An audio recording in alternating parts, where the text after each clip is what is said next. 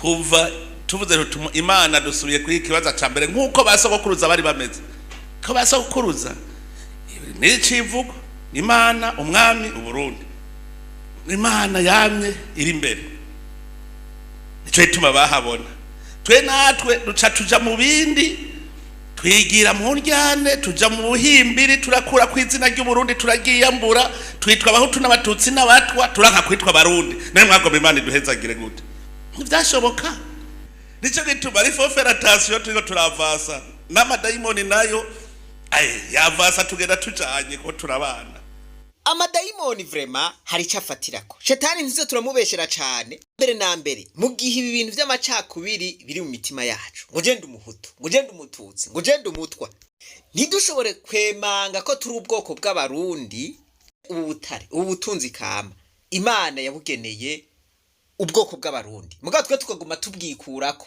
tuvuga ngo turi ubwoko bw'abahutu n'abatutsi yoca ibuhandi mwumva vyoca bigenda gute voilà ikirero no kukiraba neza abantu bakibifise mu mitima ivyo bintu nibo bariko baratubuza kwinjira mu mugisha ko biri no mwibwirizwa shingiro ivyo bintu tegerezwa kubikuramwo icya kabiri two kwinjira mu mugisha gute hakiriho akarenganyo umuntu akwiyumviriye aca gupfungisha kandi ntihagire inkurikizi ukazomerererwa nabi mu buroko ukayinga kandi yagupfungishije ku karenganyo aya maraso y'abene Burundi aguma aseseka bamwe banyuruzwa ntibazosubire kuboneka ibiziga bitogwa ku munsi kandi kenshi na kenshi byagirizwa inzego za leta imodokari yabatwaye bakayivuga bati ni paraki niniyi ntihagire umuntu n'umwe ahanwa abo bantu bakaguma bidegemvya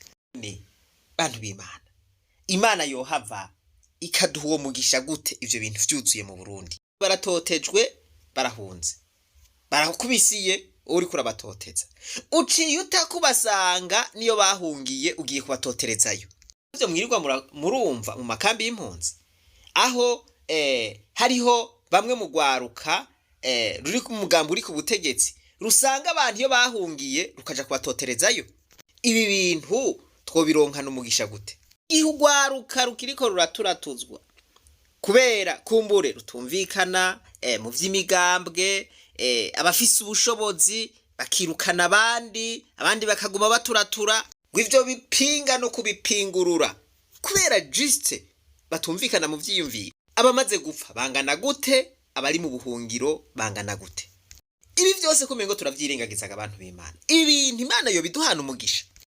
abanyonozi bakanyonora ivyari gufasha abarundi bakiba amamiliyoni n'amamiliyoni yari gufasha abarundi mu kwiyunguruza mu kubaho neza ivyo vyose bigaherera ngaho yivye bakaguma bigurira ama V8 baja ngaho nukuvuga ngo akaba ariyo baguma bahabwa ibiti byo ku rwego rwo hejuru ndazi yuko ntanguye kuvuga ibintu nk'ibi muca muvuga ngo ni nzigo nuko atagira amahera nuko izo V8 atazifise bo kombe muvuge ko mfise inzigo birabaraba abantu bagasemerera bati abo bantu yereka nibahanwe ntihagire ikintu na kimwe gikogwa aho ivyo bintu kweri twobironkana amahoro ifato nk'iyo Imana yoyisabirako kugira ngo iduhe umugisha asubijwe miliyari 5 mu kigega cari sinze na mani mu miliyari 5 zasubijwe n'abandi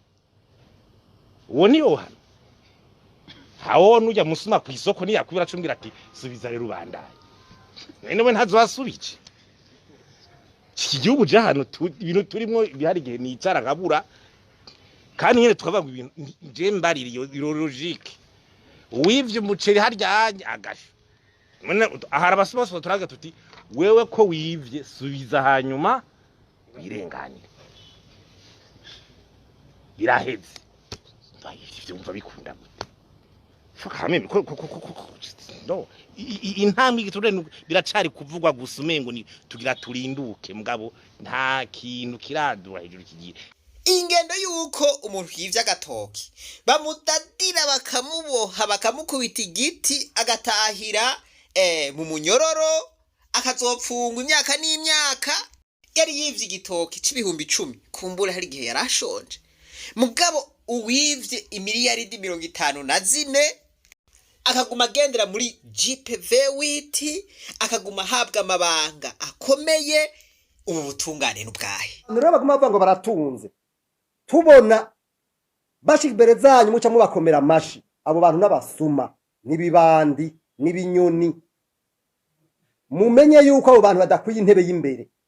Ubu butungane vy'ukuri bukimeze uko, hari iterambere twofa twarabonye mu Burundi. Reka tubandanye buke buke. Amadayimoni yoyo afatira ku bintu ku bube gito dukora twebwe nyene. None iri sifi yuko muze muri abantu bari bagize amakontra miniye, hari hakantu iminsi yose bandikamwo ngo cadeau force majeure. Ne cadeau force majeure c'est quoi? Imprévisible, insurmontable, irrésistible. Ega ndiko ndabibigisha kugira mubanze mutegere yuko itunga Imana yaduhaye atari malediction. Mugatwebwe nyene turashobora gutuma iba malediction.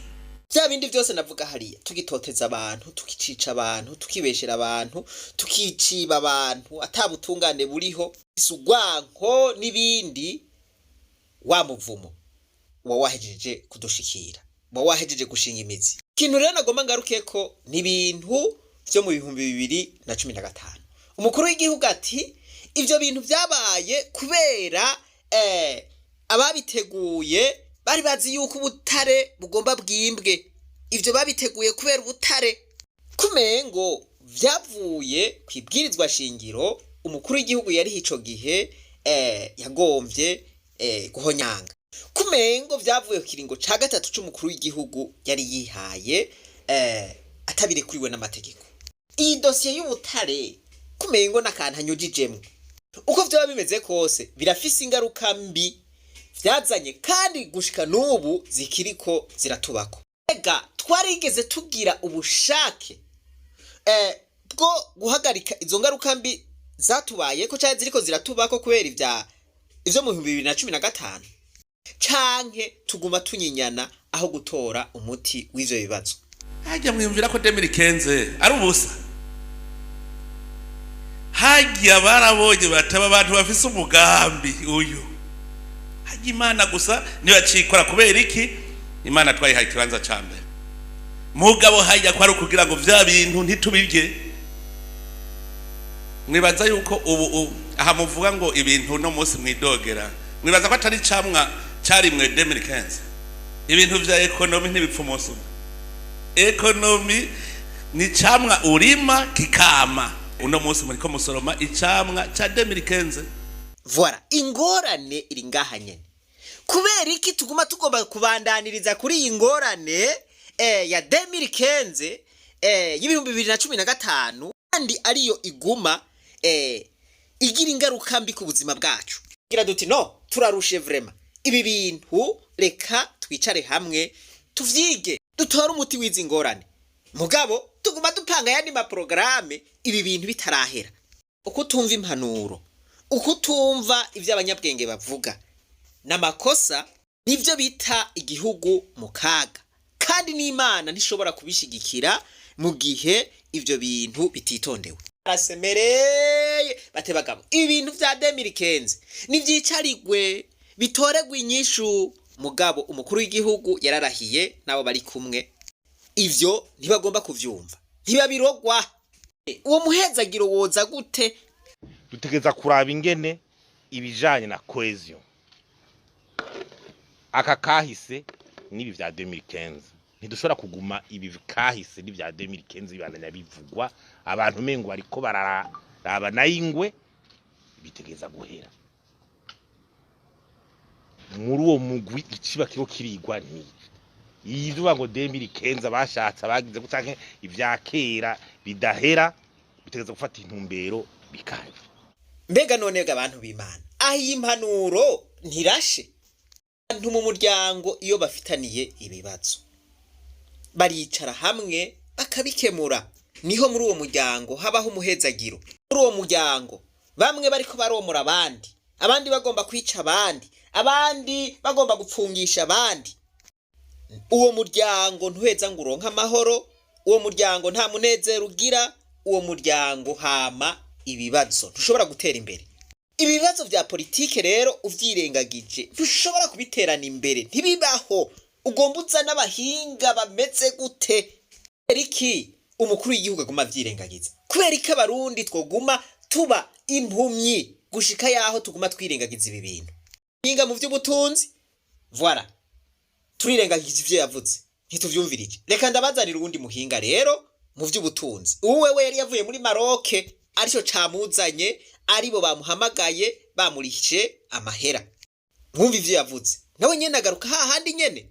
Byukuri umwaka wa 2040 twoshikayo duteye imbere tukifise ibi bibazo vya politiki twarase kubitorera inyishu.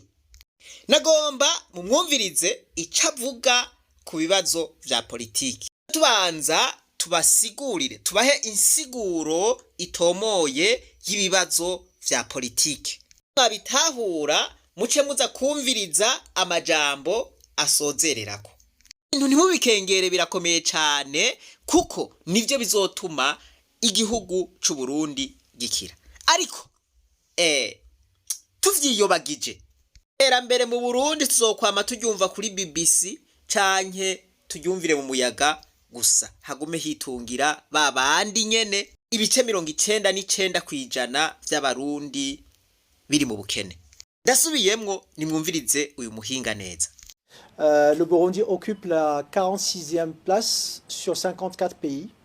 Et donc il a un score de 38 sur 100, ce qui fait qu'il est plutôt dans le groupe des pays qui sont vraiment très en retard sur la question de l'émergence. Ati Burundi bufise icicaro ca 46 mu bihugu 54 bigize Afrika.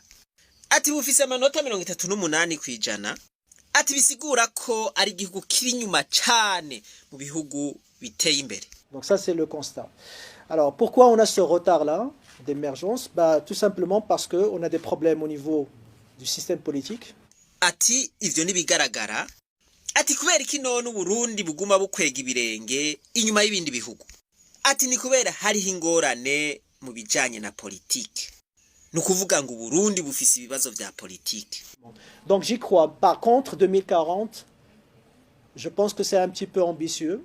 Ça peut arriver, mais je pense que on aura besoin dans le cas du Burundi d'un peu plus de temps.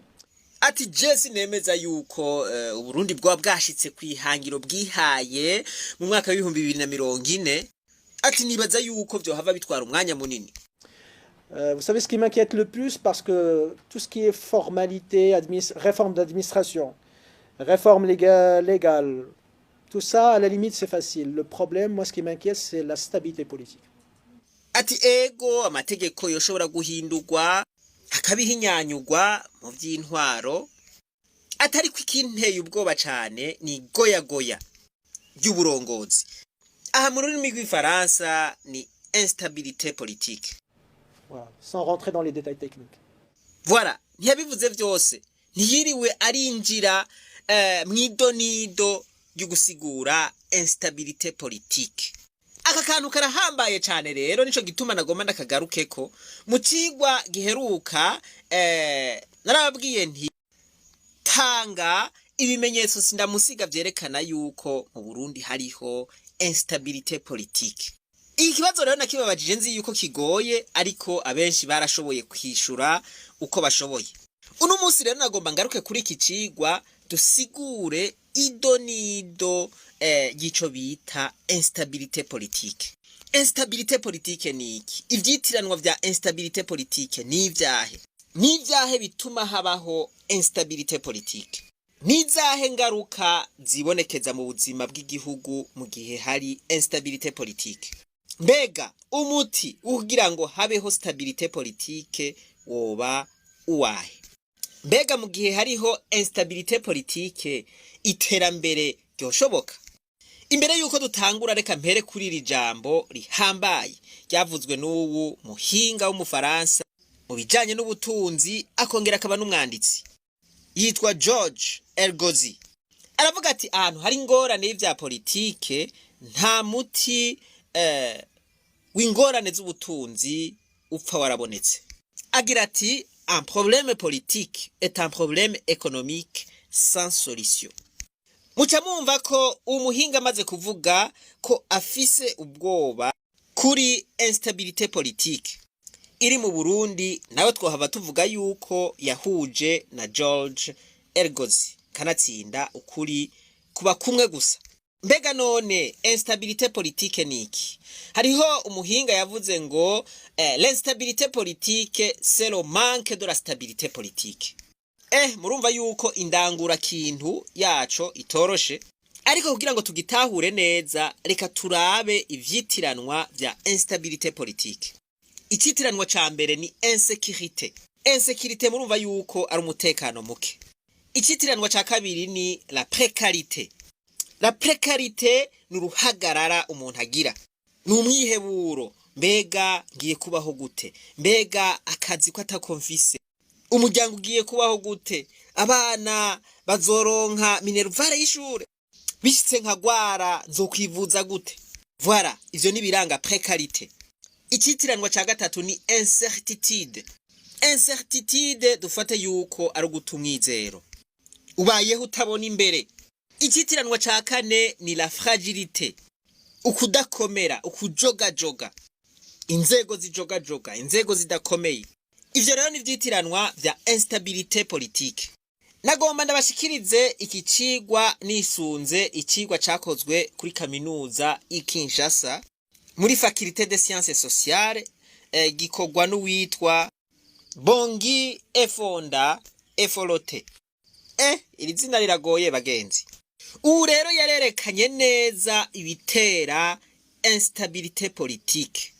Ubwa mbere yarerekanye ibituma vya politique. Ubwa kabiri yarerekanye imvo z'ubutunzi n'ibikoresho, ico yise les causes économiques et matérielles. Ubwa gatatu yarerekanye imvo z'imibereho n'imico, ico yise les causes socio-culturelles. Duhere ku mvo za politique rero, canke les causes politiques.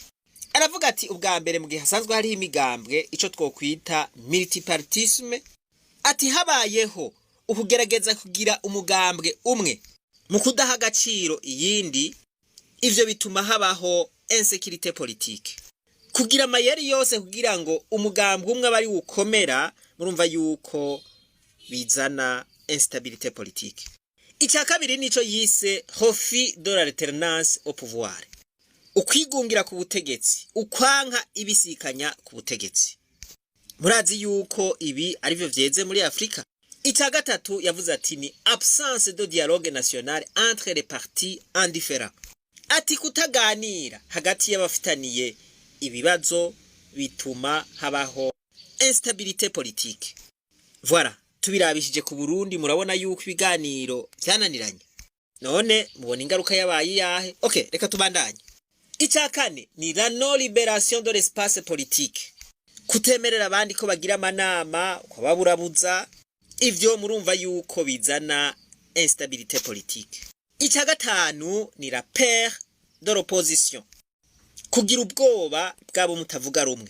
Iyo umaze kugira ubwoba bwabo mutavuga rumwe, haba hamaze kubaho instabilité politique.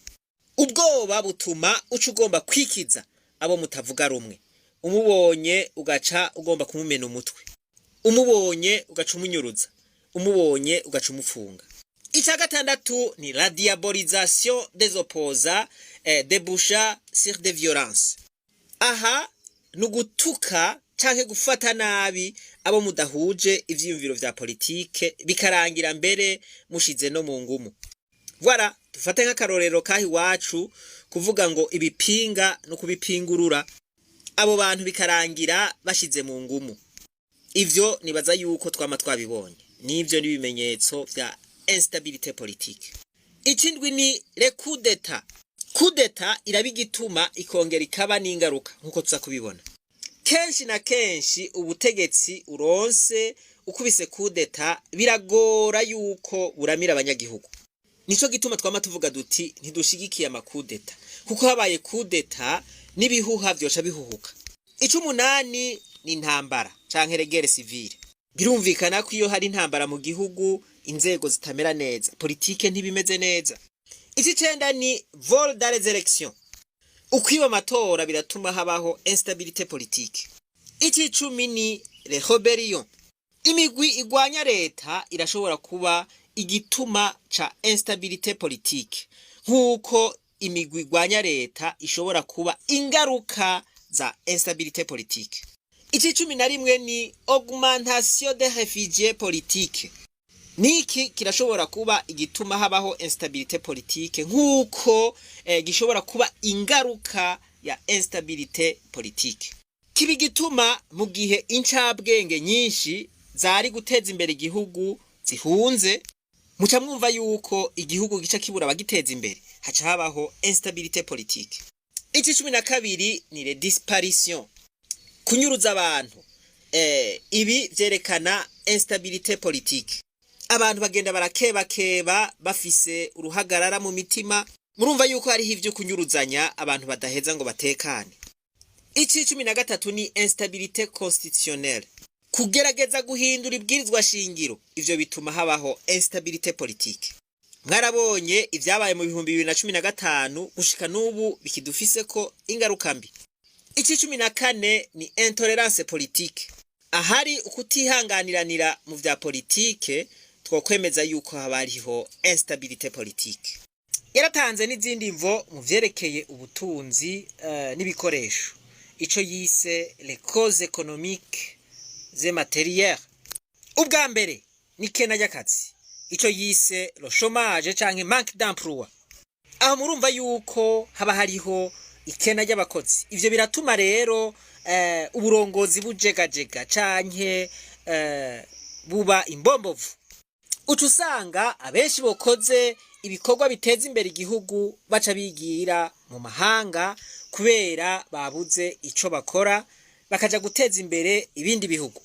Aha twotanga nk'akarorero k'abaganga bagenda ku bwinshi mu bindi bihugu, aha twotanga nk'akarorero k'abajene bagenda mu bindi bihugu ku bwinshi, aho muca mwumva ingaruka mbi bica bigira ku gihugu. Dutahura igituma abaganga bariko baraja gukora mu bindi bihugu ku bwinshi. Voilà, ibi rero bifise ingaruka mbi zikomeye ku gihugu. Mu myaka 20 iheze, Uburundi bwari bufise abaganga batatu ku bantu 100,000. Mu 2017 go rugero rwari rugeze ku muganga umwe ku bantu 100,000. Voilà, ubu rero hariko harabu umurindi muremure, murumva yuko n'ivyahuha bica bihuhuka. Umuntu akaja mu ivuriro akabura abaganga bamuvura. Icya gatatu gituma habaho instabilité politique ni inzara. Iki kirashobora kandi kuba no mu ngaruka mbi za instabilité politique. Inzara ituma habaho instabilité politique gute? Birumvikana mu Kirundi baca umugani ngo aharaye inzara havyuka urwanko. Abantu bagatangura kurabana ribi, bagatangura kwagirizanya ibi na biriya, ugasanga bariko bapfa ubukene. Icya gatatu yerekanye ngaha n'ubukene canke ubutindi. Abantu bakenye baroroha gukoresha mu bubegito bwinshi. Ku 10,000 vyonyene bamubwiye bati ica uwo muntu aramwica. Murumva yuko ari ibibazo bikomeye. Ikindi naco ni inyungu zo ku rwego rwo hejuru mu mabanki. Ivyo navyo nyene ngo biratuma habaho instabilité politique. Ikindi ni la corruption canke igiturire. Igiturire sinokwirirwa ndakivuga ko vyinshi, murazi yuko gituma habaho instabilité politique. Uze n'ibindi bituma ivyo yise les causes socio-culturelles, ibituma bijanye n'imibereho n'akaranga. Ubwa mbere muri umugwi avugamwo ibijanye n'amoko, amacakubiri afatiye ku moko, imvugo zitabereye, imvugo zicanishamwe abantu. Ati ivyo bituma habaho instabilité politique. Ikindi yavuze gitera instabilité politique ni les conflits religieux, amatati yo mu mashengero. Murazi ko ubu kubera amatati arangwa mu mashengero bishika no kwicana bakicana. Ubwa gatatu nukutisanzura mu gushikiriza iciyumviro, manque de droit d'expression. Hamwe twavuga kuri iki kintu, radio yacu boca bayugara, televiziyo yacu ntitwosubira kuvuga. Icya kane ni violation des droits de l'homme, guhungabanya agateka kazina muntu bituma habaho instabilité politique. Icya gatanu ni imposition d'un statut racial en fonction des enjeux politiques. Aha notanga akarorero k'abantu bemeza ko hari ubwoko mu Burundi kubera inyungu zabo gusa bariko baharanira. Voilà, ibituma ni byinshi, reka tube turagarukira ngaho. Ariko reka tuje ku ngaruka mbi za instabilité politique mu gihugu. Reka ngaruke ku ngaruka zimwe zimwe zibonekeza mu gihe hariho instabilité politique. Ubwa mbere nta terambere rihaba, freinage au développement durable. Ingaruka igira kabiri mu gihe hibonekeza instabilité politique mu gihugu, impemu zo gukora kudeta zisha zigwira. Abo baba bariko baragerageza gukora kudeta baba bariko bitwaza ibitagenda neza. Ingaruka ya gatatu nuko habaho manifestation, imyiyerekano. Ica gatanu havuka imigwi igwana. Ica gatandatu nuko abafasha mu vy'amafaranga bahagarika imfashanyo zabo, suspension des fonds des bailleurs. Voilà, ingaruka y'indwi, impunzi ziriyongera zikaba nyinshi cyane. Afrika narababwiye yuko ari ifise impunzi nyinshi ku isi. Muri Afrika naho igihugu ca mbere gifise impunzi nyinshi ziri nyuma y'igihugu ni igihugu c'u Burundi. Voilà, ibi byose rero nibindi vyinshi tutiriwe turadondagura nibifatanye na instabilité politique. Aho ubonye ivyo vyose nadondaguye, igihugu ntigishobora gutera imbere. Voilà, ngaha rero aho amakenga ya wa muhinga yarahagaze akavuga ati jewe sinibaza yuko igihugu c'u Burundi mu mwaka wa 2040 coba cateye imbere kubera instabilité politique. Ara acha tugaruka kwa Ergozi avuga ati un problème politique est un problème économique sans solution. Iki ciyumviro cankiri jambo nibaza yuko ata muntu numwe yori hinyuza. Muti none umuti ugira ngo habe stabilité politique nuwahe? Hategerezwa kubaho intwari ibereye, hategerezwa kubaho amategeko yorohereza abanyamitahe, hategerezwa kugwanywa igiturire, hategerezwa gukora abakozi babishoboye babifitiye ubumenyi, agateka kazina muntu kabwirizwa kubahirizwa, habwirizwa kubaho kutiyumvira gukoresha inguvu mu gukemura ibibazo. Ariko akavuga ati ibihambaye gusumvya ibindi vyotuma n'ibindi vyose bigenda neza. Avuga ati hategerezwa kubaho ibiganiro canke dialogue. Aha mu Kirundi bavuga dialogue ni inama, bamwe bakavuga bati tubibona uku, abandi bakavuga bati tubibona uku, kumvikana hanyuma bagahurana ziri. Dialogue igakurikirwa no gusubiza hamwe, la réconciliation. Ati bimaze kubaho iterambere icarivuduka bwa mwampi. Si on arrive à résoudre le problème de stabilité politique, je pense qu'on ira plus vite. Ati mu gihe ibibazo vya politique vyo vyakemutse nibaza yuko iterambere ryo kwihuta cyane. Si on arrive à stabiliser le Burundi politiquement parlant, je pense que peut-être même 2040 on y arrivera aussi. Ati vyo bimaze gukogwa wa mwaka wo mu 2040 uburundi bwoba bwashitse ku iterambere rirama. Mais je crois que ça demande du temps, le dialogue national. Surtout, il faut faire un travail de réconciliation, je pense, pour prévenir les risques d'instabilité sociale aux politiques par la suite. Nuko bimeze wampaye inka. Voilà, umuntu yo abona ugutandukanye nibi byaba bahinga, akabona ukundi kuntu ibibazo by'u Burundi vyokemuka, arashobora kubivuga muri commentaire. Kuko je ndumva umengo abarundi turashobora kugera ahantu tubona ibintu kumwe, hanyuma tugahagurukira uwo wese yoba agomba kutubuza inzira yo gushika ku iterambere. Nizera ko igihe kizogera abarundi tugahagarara mu bumwe, maze ntitwihanganira uwo wese azoba yipfuza yuko tugumaho turi. Nimba hatararengerana, ndibaza yuko ico gihe cegereje. Tugire ukwizera kwinshi cyane, kuko ukwizera kurema ibitariho nk'ibiriho. Imigambi ya perezida rero yo gucukura ubutare, imigambi yo gukoranya ugwaruka kugira ngo abagira inama y'ukuntu bocukura ubutare, n'imigambi myiza cyane. Nta murundi numwe atipfuza yuko ubwo butare bwocukugwa. Mugabo abarundi twese turi kumwe, ibi bibazo vya politike twabitoreye umuti. Vuze ibibazo vya politike biriko biraduhanga ni ibibazo harimwo ibibazo vyo mu 2015.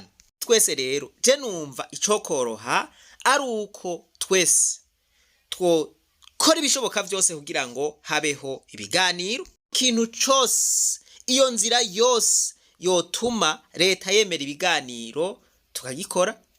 Aha simvuze intambara, simvuze yuko hoseseka amaraso abanyagihugu boja mwibarabara, oya, ariko iyindi nzira twababwiye, inzira yo kwicisha bugufi, inzira yo kwibabaza, inzira yo kwishira mu kibanza ca bagenzi bacu bamerewe nabi kugira ngo nabo batora koyokwe, irashoboka cyane. Twara umwanya mugabo irashoboka. Ibuke inkuru y'abanyeshuri ukuntu babonye Niko mugenzi wabo amerewe nabi, bakavuga bati no, uku kumererwa nabi, uku gufatwa nabi niko bandanya.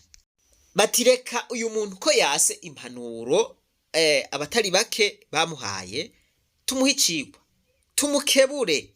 Rero abari muri leta boreka gukomantaza umutima, cyane cyane umukuru w'igihugu yoreka gukomantaza umutima, kuko narababwiye nti vyose vyugariye canke vyo kugurukira ku mukuru w'igihugu, vyose vyugariye mu burongozi, bipfira canke bikirira ku burongozi.